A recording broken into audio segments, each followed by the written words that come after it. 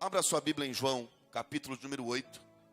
Eu quero compartilhar uma palavra com você. João 8, verso 31. E eu vou ler até o 37. Pode permanecer assentado mesmo. Em nome de Jesus. Pode permanecer assentado. Mas que você possa ficar atento àquilo que Deus quer falar ao seu coração essa noite. Deus vem queimando essa mensagem no meu coração há alguns dias. E eu orava a Deus para o momento oportuno, para que eu pudesse compartilhar isso com os irmãos. João 8, 31 ao 37. E o texto diz assim: Disse Jesus aos judeus que haviam crido nele: Se vocês permanecerem firmes na minha palavra, verdadeiramente serão meus discípulos, e conhecerão a verdade, e a verdade os libertará. Eles lhe responderam: Somos descendentes de Abraão e nunca fomos escravos de ninguém. Como você pode dizer que seremos livres? Jesus respondeu: Digo-lhes a verdade. Todo aquele que vive pecando é escravo do pecado. O escravo não tem lugar permanente na família, mas os filhos pertencem a ela para sempre. Portanto, se o Filho os libertar, vocês de fato serão livres. Eu sei que vocês são descendentes de Abraão. Contudo, estão procurando matar-me, porque em vocês não há lugar para a minha palavra. Feche os seus olhos. Soberano Deus e Pai, em nome de Jesus, mais uma vez nós estamos neste lugar, estamos em Tua presença. Quero orar, ó Deus, para que Teu Espírito Santo encontre liberdade em nosso meio essa noite. Liberdade para falar aos nossos corações, para falar de uma forma particular com cada um, mas também falar conosco como igreja. Sei, Deus, que o poder está na mensagem e não no mensageiro. Por isso eu peço que o Senhor cresça e que eu diminua, para que a honra, glória, louvor e adoração sejam dados a Ti essa noite. Oramos, ó Deus, para que a Tua palavra encontre lugar em nossos corações. Oramos por muito mais do que conhecimento, mas pela revelação da Tua palavra. Fala conosco e fique à vontade em nosso meio, ó Santo Espírito de Deus. Assim nós oramos. Se você crê, diga amém.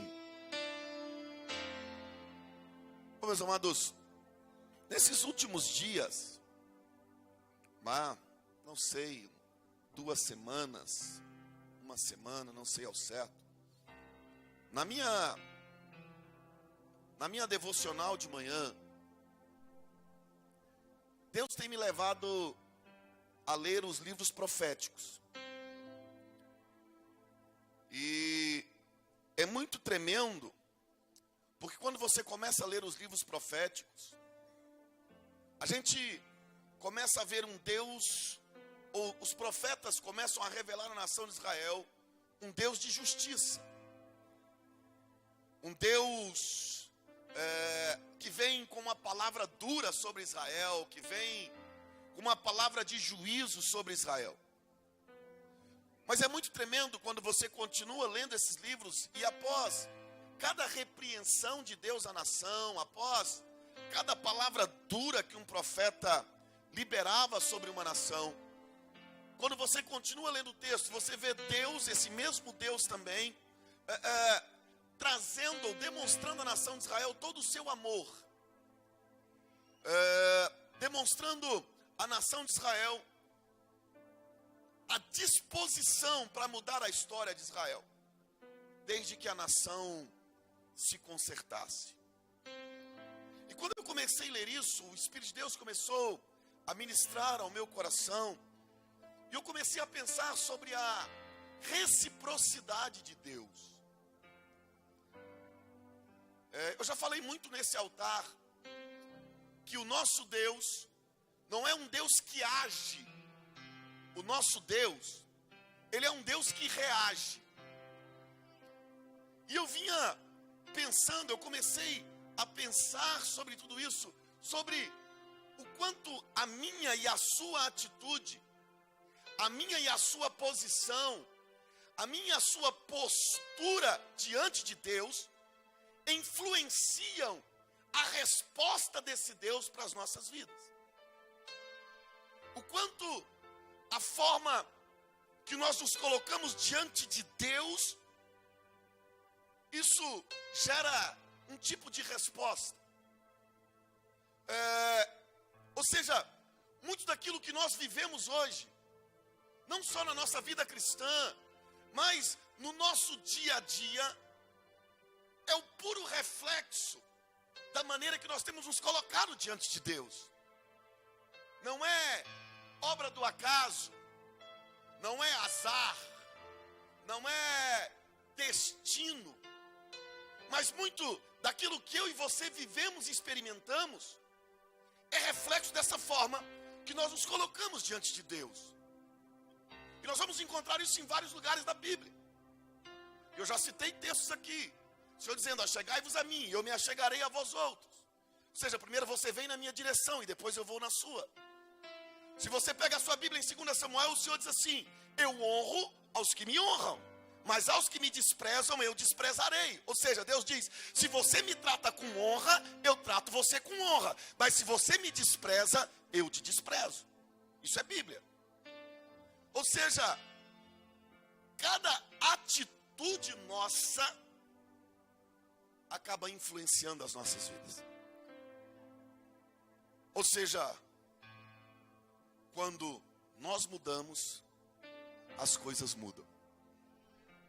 Olha para o teu irmão e diz: quando você muda, as coisas mudam.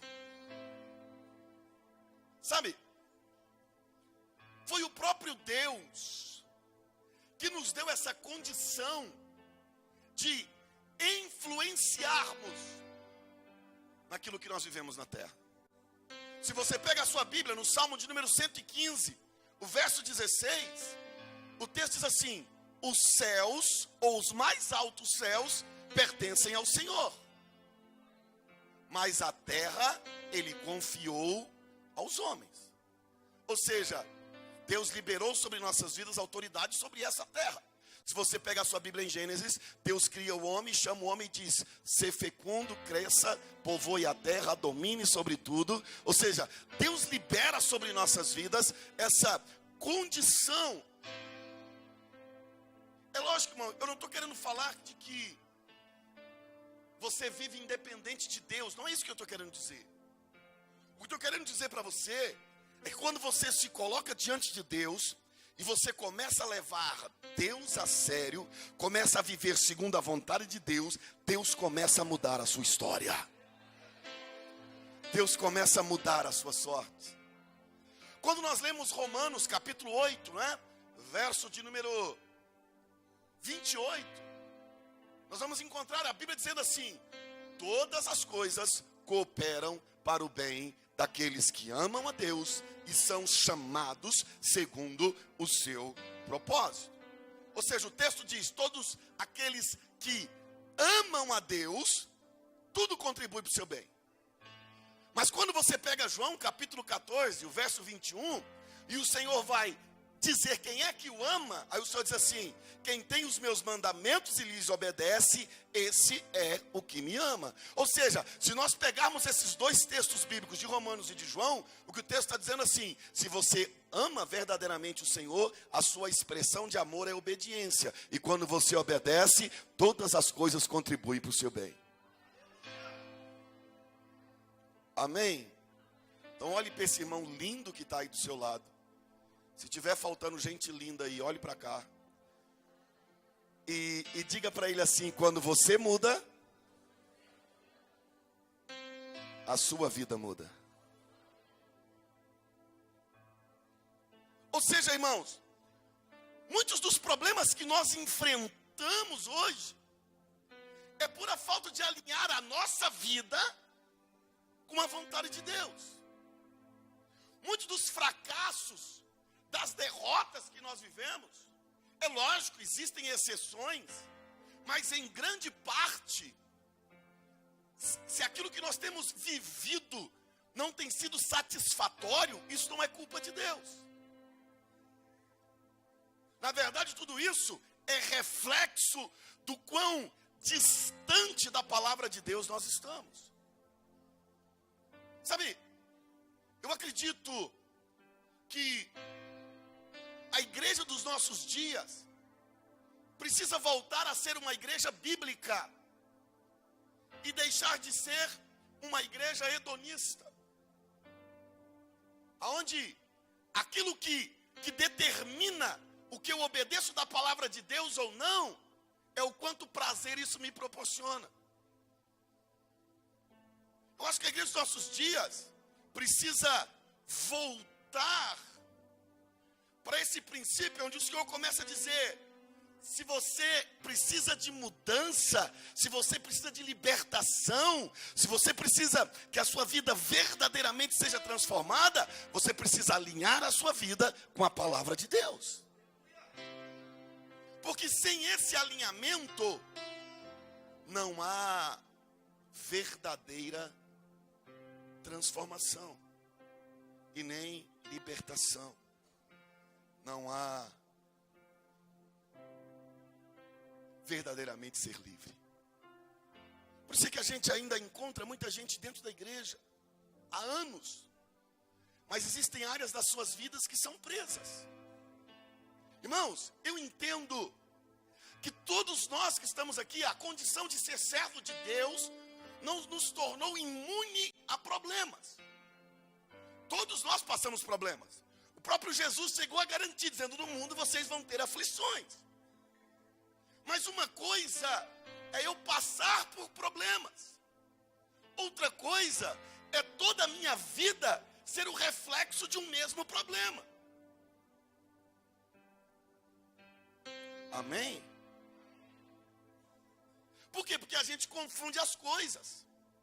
E a gente acha que isso que a gente está vivendo é normal, é natural. Porque afinal de contas, a Bíblia diz: no mundo tereis aflição.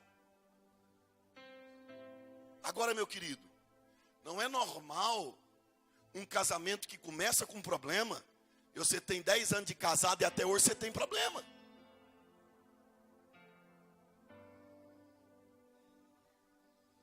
Olha, seu maridão está aí do seu lado, dá uma olhada para ele assim.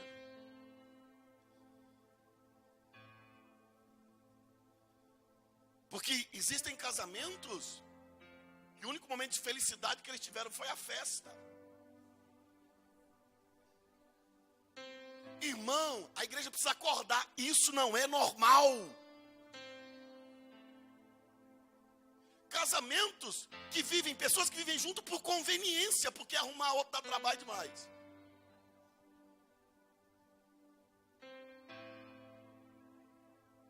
Pegar pessoas dentro da igreja que elas têm uma dificuldade financeira,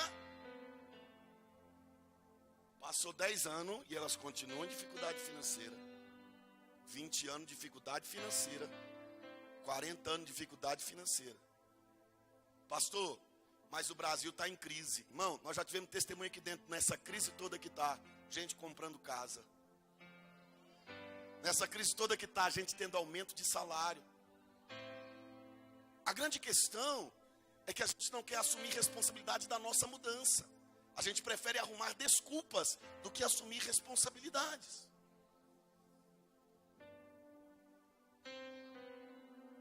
Amém? Amém? Porque eu sei, irmão, todo mundo passa dificuldade financeira, quer ver? Quem aqui precisa de uma vitória financeira, levanta a mão.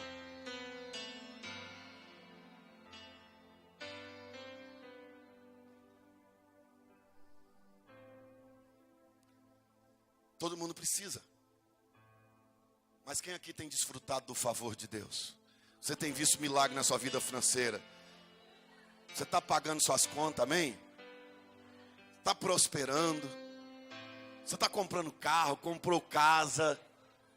E você vai olhar essas pessoas, irmão, não é que os salários delas dobraram, não. Não é que aconteceu um milagre sobrenatural e ela recebeu uma indenização milionária, ou ela recebeu uma herança milionária, não. Elas muitas vezes continuam ganhando o mesmo tanto. O que mudou? A bênção de Deus é quem enriquece o homem e com ela não traz dores. Amém? A minha Bíblia diz, Jesus disse assim, eu vim para o ladrão veio para matar, roubar e destruir. Mas eu vim para que tenham vida e a tenham em abundância. Quem falou isso foi Jesus. Ou seja, se a minha vida é um histórico de dívidas, tem alguma coisa errada, eu estou precisando ser liberto.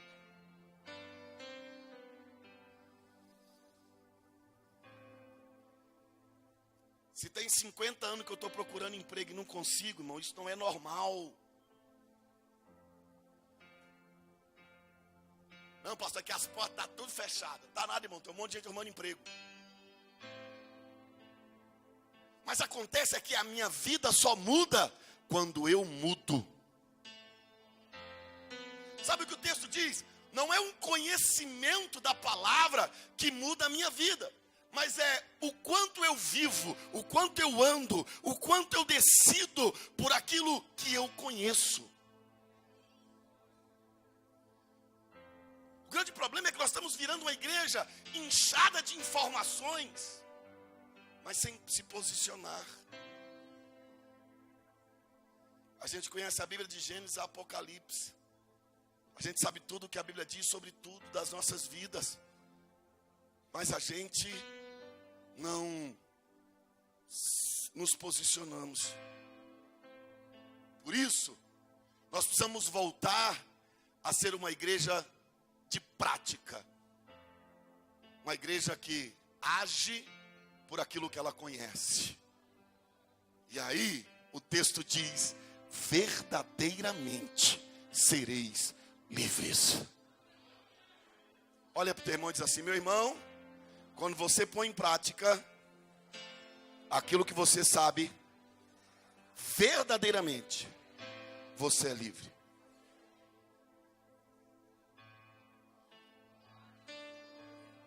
Sabe, irmãos, eu como pastor de igreja, e principalmente pastor dessa igreja, há mais de 16 anos, eu me preocupo com a vida de cada um dos irmãos.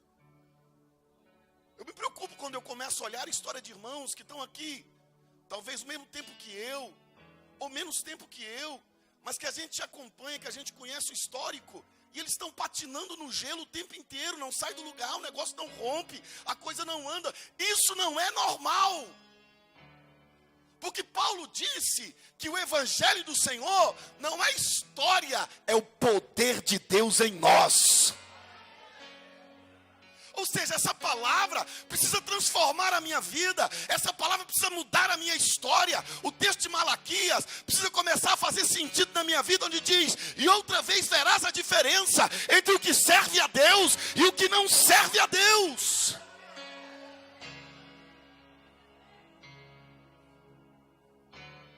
A grande questão é que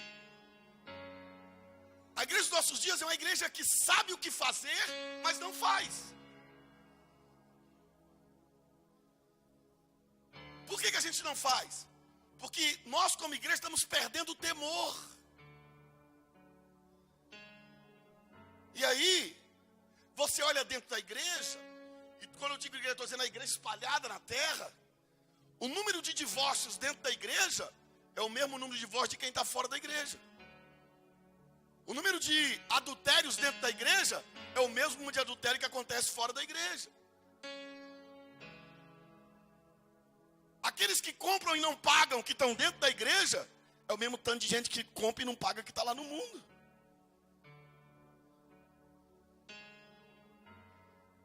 Os namorados que dormem junto, que estão dentro da igreja, é o mesmo tanto dos namorados que vivem no mundo.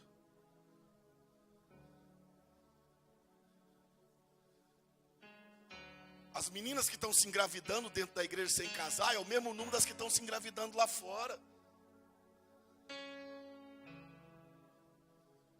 As pessoas que vivem na prática do pecado, que estão dentro da igreja, é quase o mesmo número dos que estão lá fora. Aí eu pergunto, irmão, do que está valendo a cruz de Cristo, a morte de Cristo, o evangelho, os ensinamentos, a palavra dele, aquilo que você ouve aqui na quinta, no domingo, que você ouve na internet, que você assiste na televisão, está servindo para quê?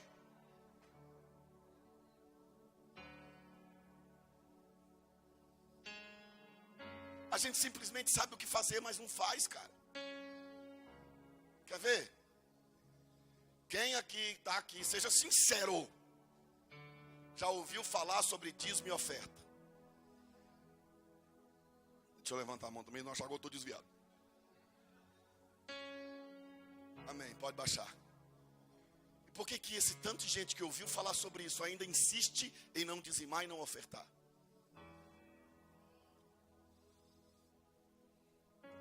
Quem está aqui já ouviu falar sobre santidade? Você conhece pelo menos um versículo que fala de santidade? Quem? Por que a gente ainda insiste em viver no pecado? Quem está aqui que já ouviu falar sobre honra? Por que a gente ainda atropela a liderança? Por que a gente ainda desonra pessoas? Irmão, para mim, que tenho, tanto que eu sou novo, irmãos, vou contar para vocês minha idade, não se assuste. Sou novo assim mesmo, não estou mentindo. Para mim, com 43 anos, batizar uma senhora e um senhor desses, para mim é uma honra. Estar nesse altar, para mim é uma honra. Sabe mais? Mesmo assim, a gente insiste em dizer que é a igreja, quando na verdade a gente está muito longe de ser aquilo que a Bíblia diz sobre a igreja. E sabe o que é pior? É que a gente pega tudo isso. Nós, estou falando nós, eu também sou nós, amém, irmão? Eu já falei em cima desse altar, eu não prego para a igreja uma palavra, primeiro Deus não tenha falado comigo. Se Deus não falou comigo, não vai falar com você. Então primeiro Deus fala comigo. Tem, não sei, mais de uma semana que eu estou apanhando dessa palavra. Eu já falei que eu tenho uma regra na minha vida. Não é justo apanhar sozinho. Aí quando eu apanho, eu compartilho com os irmãos. Aí nós apanha todo mundo junto. A gente pega tudo isso e deposita na conta da graça. Não, pastor, mas é que agora a gente vive na dispensação da graça. E quem foi que disse para você que graça é liberdade para pecar ou para viver de qualquer jeito? Quem disse para você que a graça pegou a Bíblia e rasgou e disse, não, agora Deus é um grande cardiologista, Ele quer o seu coração.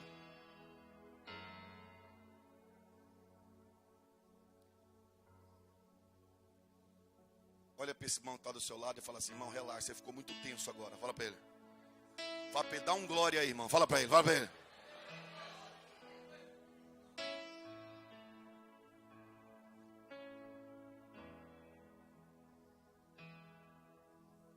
Eu amo vocês. Por isso que eu me preocupo com cada um de vocês, irmãos. E aí, isso já estava me arrebentando. Pastor Valdivino ainda sobe aqui e diz, o que nós estamos imprimindo na igreja? Eu diz, acaba de moer mesmo, Deus. O trem já está ruim para o meu lado. Mas entende?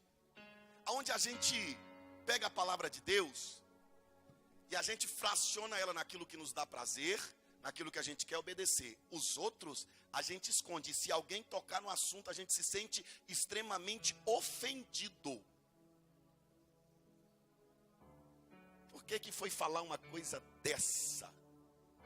Se te pegou, irmão, é porque você está precisando consertar. Porque a Bíblia diz que a palavra, a lei só é dura para quem deve. Para quem não deve, o negócio não é duro, irmão. Para quem não deve, é bacana.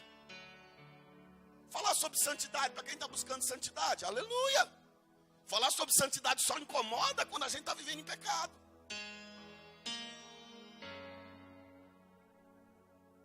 Amém? Olha para o teu irmão e diz, relaxa, irmão, o pastor te ama. Fala para ele. Sabe que você pode dar um glória a Deus essa noite? Aplauda o Senhor, aplauda o Senhor.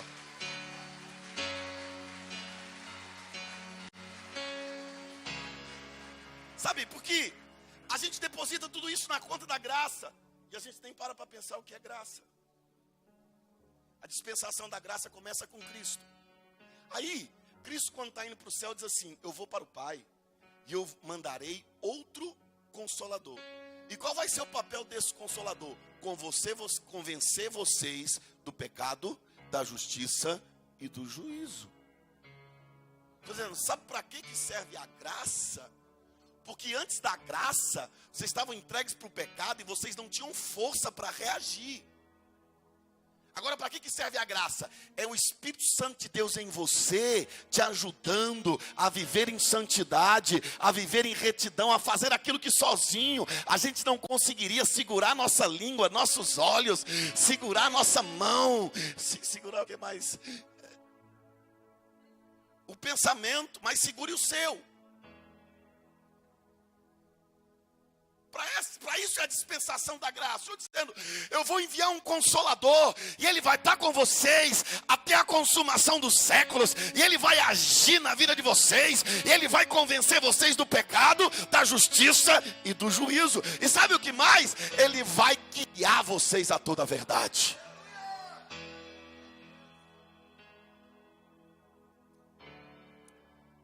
Amém? Olha para o teu irmão e diz: quando você muda, a sua vida muda. É por isso, irmão, Deus está preocupado com as nossas ações. É por isso que Deus não procura adoração. Deus procura adoradores. Deus não está nem aí para adoração. Deus quer os adoradores. É por isso que Deus não se preocupa com oferta. Deus se preocupa com o coração do ofertante. Lembra da viúva? Deu uma única moeda, Jesus diz: ela deu mais do que todo mundo.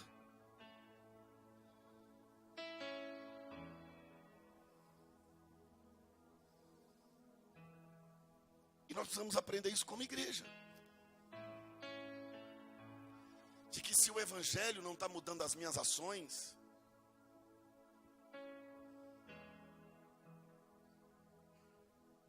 se eu venho num culto e eu ouço uma palavra. Quem aqui já veio num culto, seja aqui ou em outra igreja, e o pregador era um cara assim, fenomenal. O cara liberou uma palavra e quando falou, disse: não foi para mim. Quem já passou por isso? Na hora, diz: Deus está falando comigo. Quem já viveu essa experiência? Amém. E o que aconteceu depois disso? A gente continuou, deixa a vida me levar, vida leva eu. O Espírito Santo não te tocou, te deu uma porrada. Mas você saiu por essas portas e continuou vivendo do mesmo jeito, como se aquilo que você escutou lá era só Deus dizendo assim: eu quero mexer com o seu emocional.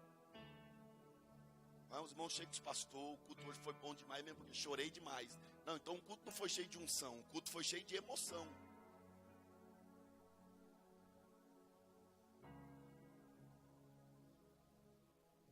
Amém?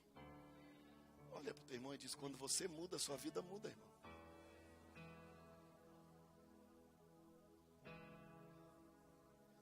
Quer ver? Deixa eu ler um texto para vocês.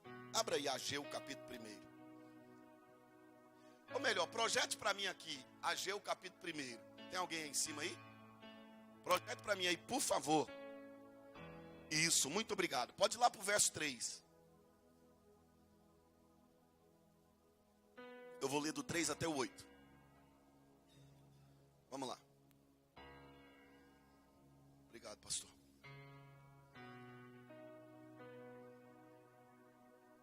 Ó, vamos lá. Eu vou ler ali.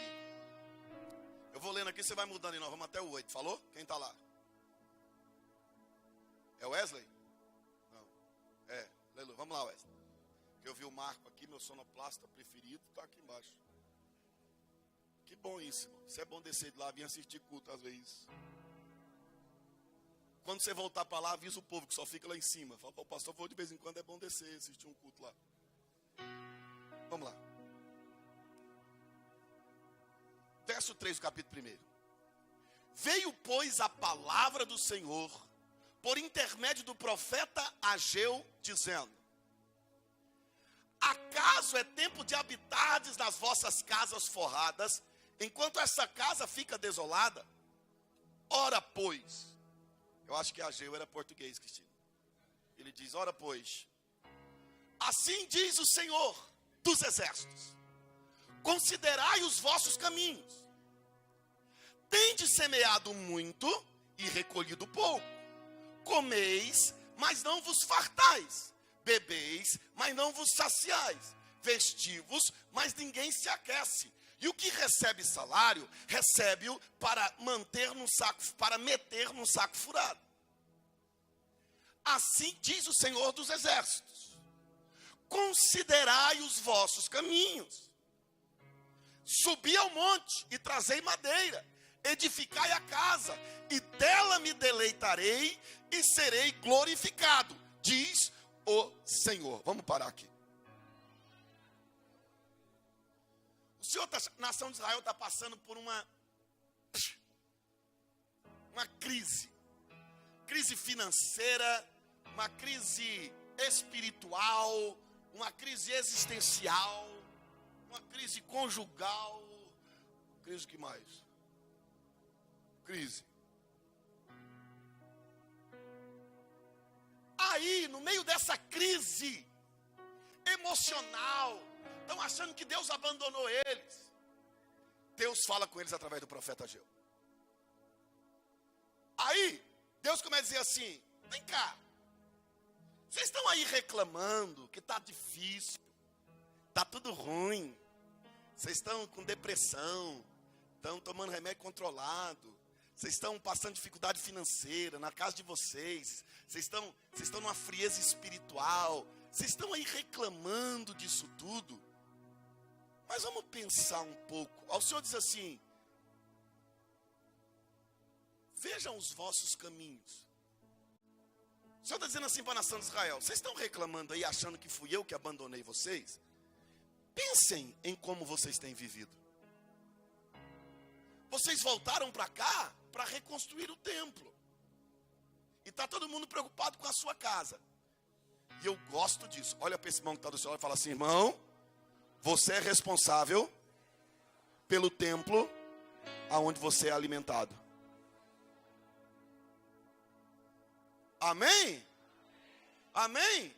Para ficar mais profético, olha para ele e diz: irmão, você é responsável por pagar a conta de luz, a conta de água, o telefone, a internet do templo aonde você congrega. Fala para ele aí.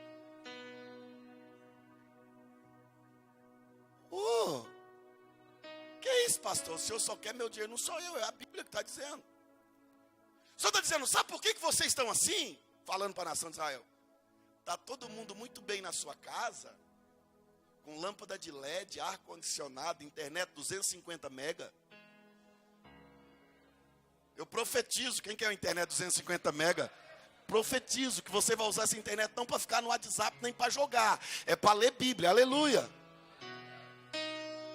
O Senhor está dizendo: vocês estão correndo atrás disso tudo, enquanto a minha casa está abandonada.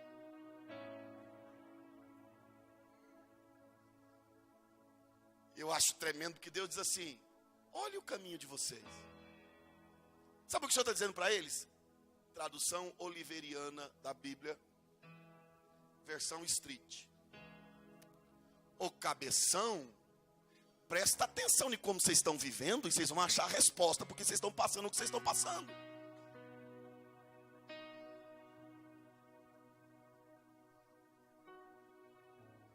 Amém?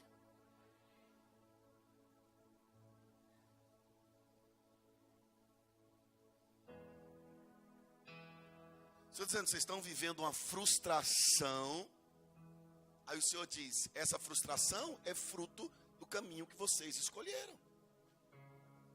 O que o Senhor está dizendo para ele? Se vocês mudarem, a coisa vai mudar. Quer ver como muda?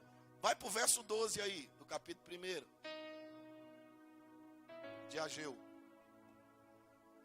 Então, Zorobabel, filho de Sealtiel, o sumo sacerdote Josué, filho de Jeozadaque, juntamente com todo o resto do povo, fizeram o quê?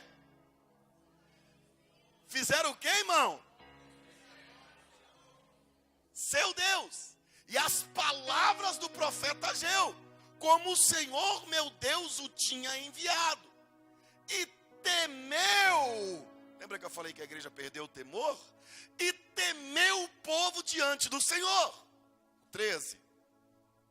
Então Ageu, o mensageiro do Senhor, falou ao povo conforme a mensagem do Senhor, dizendo: eu sou convosco, diz o Senhor.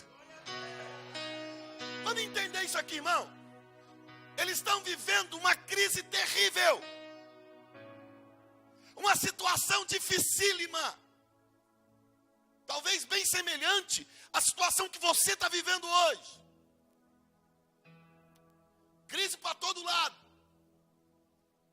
financeira, emocional, você não sabe nem quem você é mais, você está querendo morrer, quer morrer. Crise conjugal, crise espiritual, você está morrendo de vontade de sair da igreja, você perdeu a vontade de estar na igreja, você perdeu a alegria de estar junto com os irmãos. Era isso que eles estavam vivendo.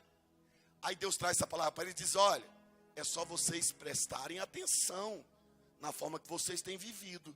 É só vocês prestarem atenção nas coisas que vocês têm feito. É só vocês prestarem atenção de como vocês têm se posicionado. O povo entende essa palavra. Aí sabe o que a Bíblia diz? O povo se arrepende. O povo tem temor diante de Deus. Aí depois que o povo tem temor e o povo se arrepende, Deus diz: é isso, agora eu vou começar a mudar a história de vocês, porque vocês mudaram, eu estou com vocês.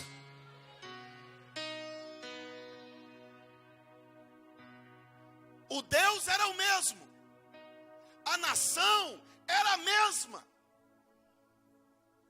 não teve lá um novo pacote econômico, o Senhor não fez chover dinheiro do céu, a única coisa que mudou foi a posição do povo diante de Deus. Aí você vai para o capítulo 2, e eu não vou ler. Deus agora começa a falar para a nação de Israel.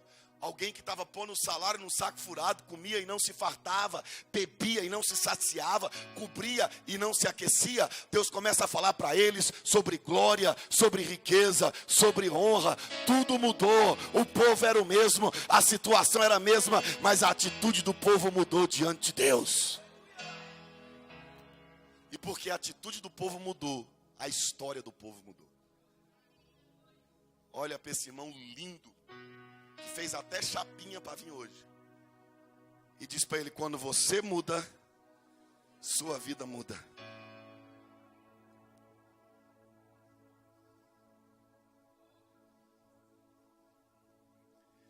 Amém?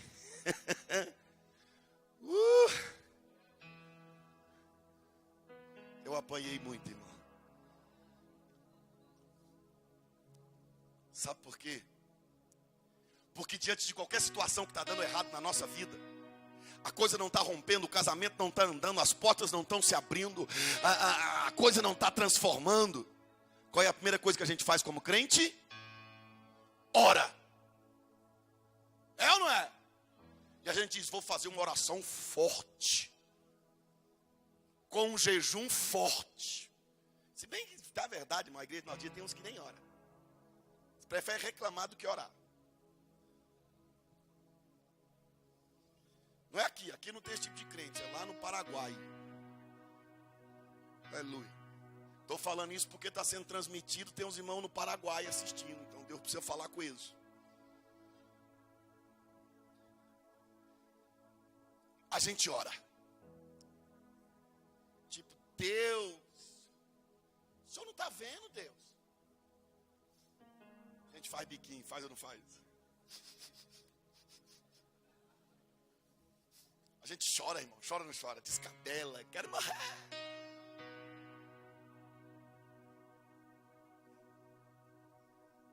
A gente tem o nosso... Sabe quem é aqui do tempo do armazém que você ia comprar e eles anotavam? Lembra? Vocês são velhos, irmão. Eu não sou dessa época não, é que eu já vi contar sobre isso. Aí sabe o que acontece? Os fracassos da nossa vida, a gente vai montando um caderninho de anotação dos nossos devedores. Dizendo assim, minha vida está ruim, mas a culpa é do Lula. Não, Lula não, que queima o filme. É do Temer. Minha vida está ruim, pastor, mas sabe o que é? Meu marido. Porque, pastor, eu sempre sonhei em casar com o príncipe do cavalo branco. Eu tive uma triste surpresa, pastor. Casei, mas foi com o cavalo branco. Pastor, eu estou assim, a minha vida não rompe, não anda, mas a culpa é da minha mulher. Em vez de casar com Eva, casei com a serpente. É assim ou não é, irmão? Eu estou assim, sabe por quê? A vida é ingrata. Tanta gente ruim, pastor, conseguiu as coisas. Eu estou assim, porque meu pai gostava mais da minha irmã do que de mim. Eu estou assim, pastor. Meu irmão, eu não aguento isso. É uma prova de Deus. Sabe o que a Bíblia diz? Deus não tenta ninguém com mal. Não vem por culpa do seu fracasso em Deus, que Deus não tem nada a ver com isso. Eu estou assim, sabe por quê, pastor? É meu emprego. Porque se eu ganhasse mais... pastor, se eu ganhasse mais... É assim ou não é que a gente vive, irmão?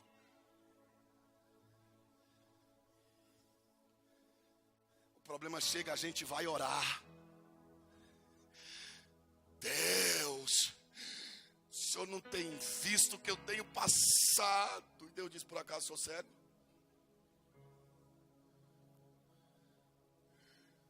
Deus, será que o Senhor não está me vendo? E diz, eu não esqueci de Noé na arca, não esqueci de Moisés no deserto, não esqueci de José da prisão, não esqueci de você.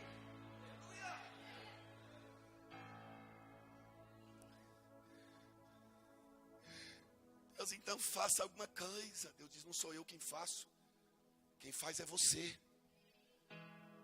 Vou provar isso biblicamente para não parecer que eu estou desviado.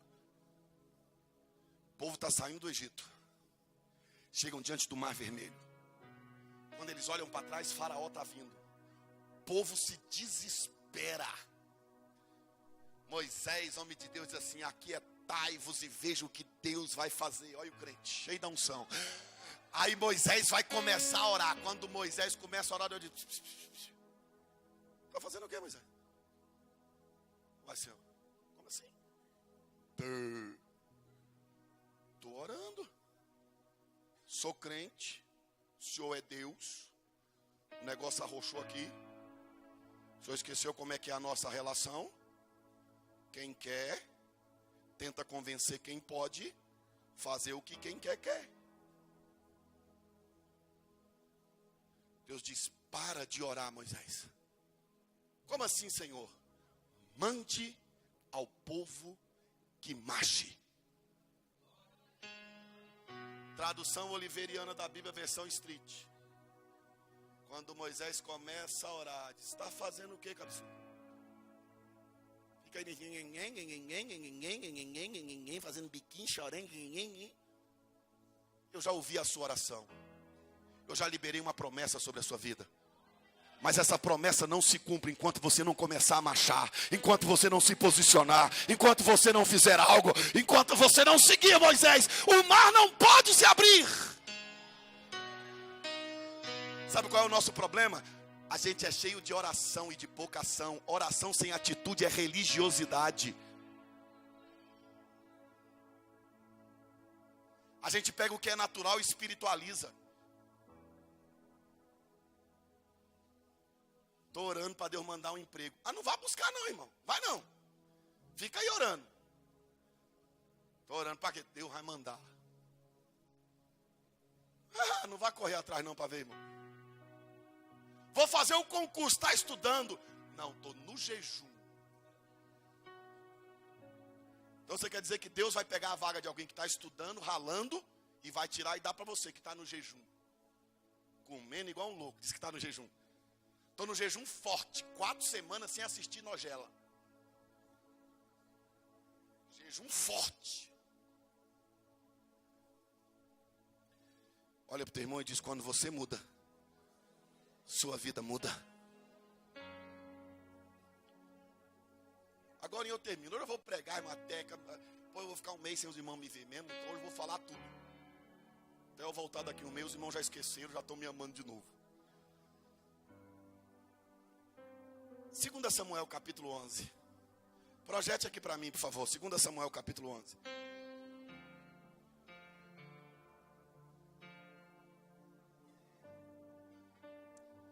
Verso 2. Eu vou ler até o 5, tá bom?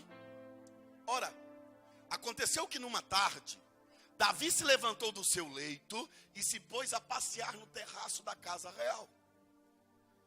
E do terraço viu uma mulher que se estava lavando.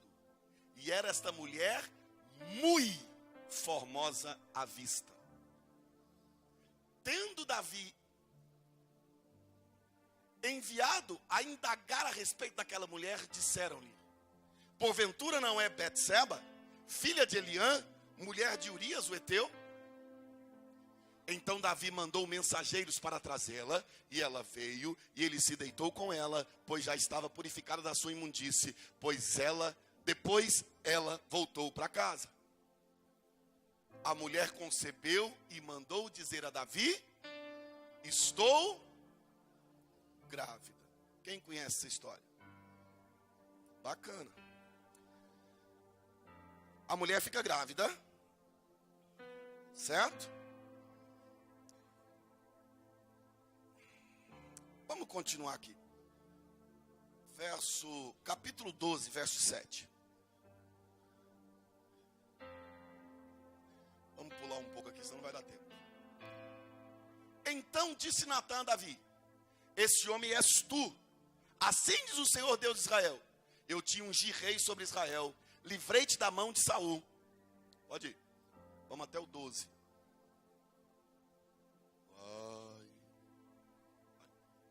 E te dei a casa do teu senhor, e as mulheres do teu senhor em teu seio. Também te dei a casa de Israel e de Judá. E se isso fosse pouco, te acrescentaria outro tanto. Porque desprezaste a palavra do Senhor. Davi desprezou o quê? Fazendo o mal diante dos seus olhos. A Urias o Heteu mataste a espada, e a sua mulher tomaste para ser tua mulher. Sim, a ele mataste com a espada dos amonitas. Agora, pois, a espada jamais se apartará da tua casa, porquanto me desprezastes e tomaste a mulher de Urias o Heteu para ser tua mulher. Assim diz o Senhor: eis que suscitarei da sua própria casa o mal sobre ti, e te tomarei tuas mulheres perante os teus olhos, e as darei ao teu próximo, a qual se deitará com tuas mulheres à luz deste sol. Pois tu fizeste em oculto, mas eu farei este negócio perante todo o Israel à luz do sol. Vamos pensar aqui. Davi peca. Recebe uma palavra dura de Deus, do profeta Natã. Uma palavra dizendo que o juízo viria sobre a casa de Davi. Certo? Amém? Os irmãos estão comigo aqui ainda? Verso 13, vai. Vou ler até o 23. Vamos lá, mais rápido agora, vai.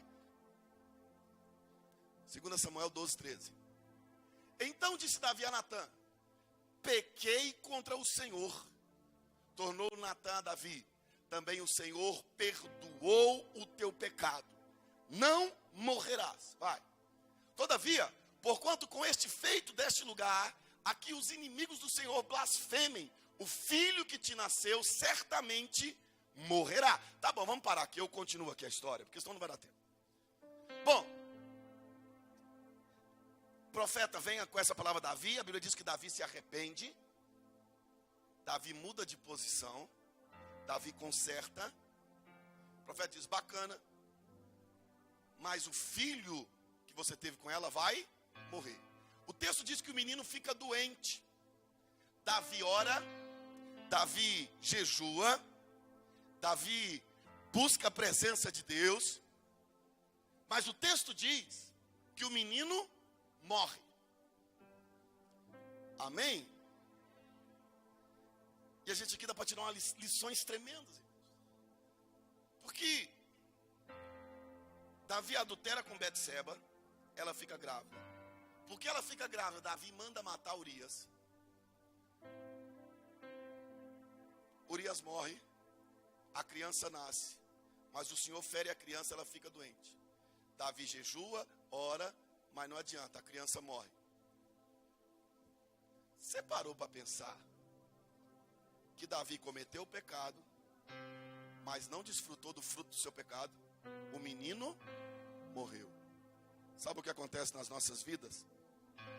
Exatamente o mesmo. A gente quebra princípios para resolver problemas, mas a gente não desfruta do resultado da quebra de princípio.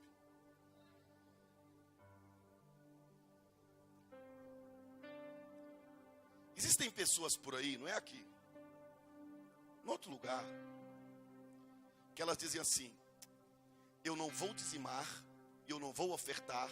Por quê? Porque eu estou apertado.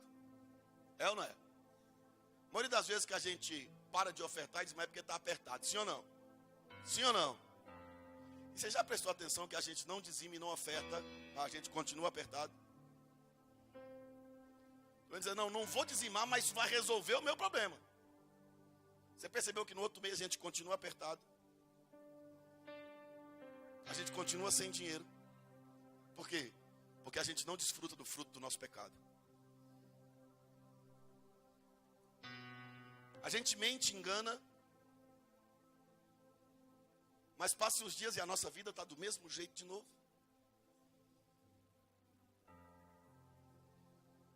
Olha para o teu irmão e diz: eita, o pastor falou para você, irmão. Falei, estava olhando para você quando ele falou isso aí. Agora veja, Davi conserta, Davi se posiciona. Capítulo 12, verso 24, 2 Samuel, vou ler só isso aqui.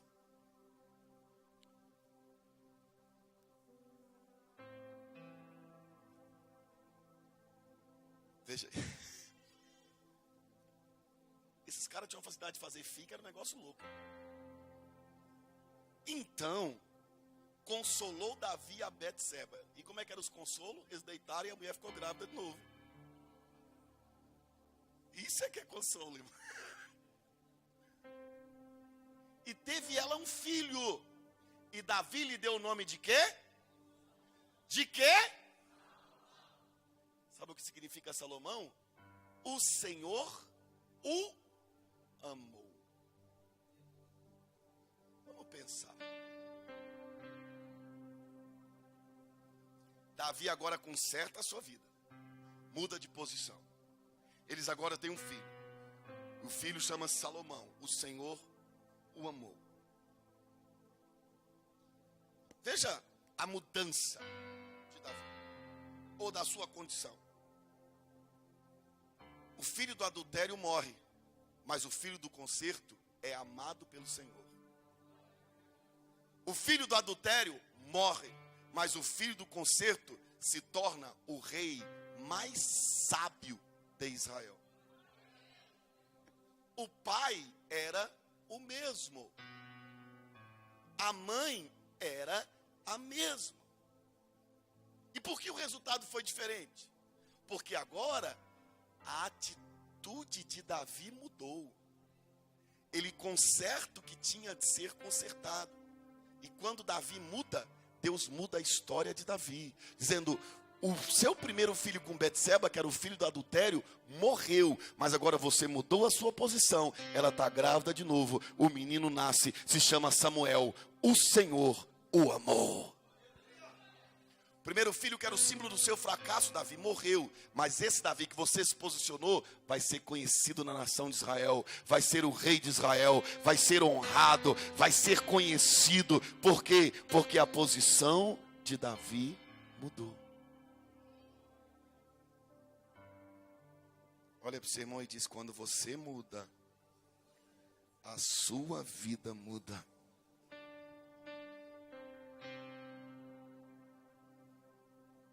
Amém? O que eu quero dizer para você essa noite, irmão, é que a condição de mudar a sua vida está nas suas mãos. Tudo que você precisa para mudar a sua história já está com você. Deus já lhe deu. Em você está a maior força do universo, chamado Espírito Santo.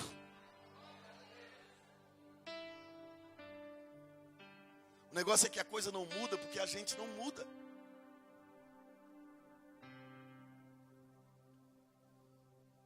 Amém? Eu vou terminar. Hoje é noite de ceia. E na noite de ceia nós temos o texto: examine-se, pois, o homem a si mesmo. E é isso que eu espero que você faça hoje. Veja o que você tem colhido e pare para pensar um pouco se as coisas não podiam ser diferentes. O que você tem vivido e pense um pouco se as coisas não podiam ser diferentes. O que eu quero dizer? Quando você leva Deus a sério, Deus te leva a sério.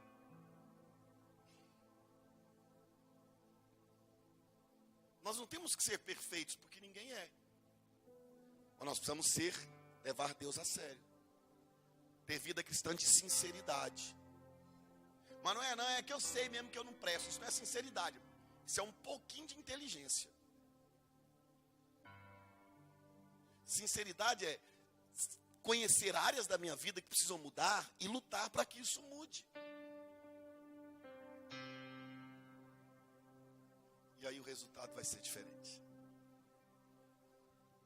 Quando você muda, sua vida muda.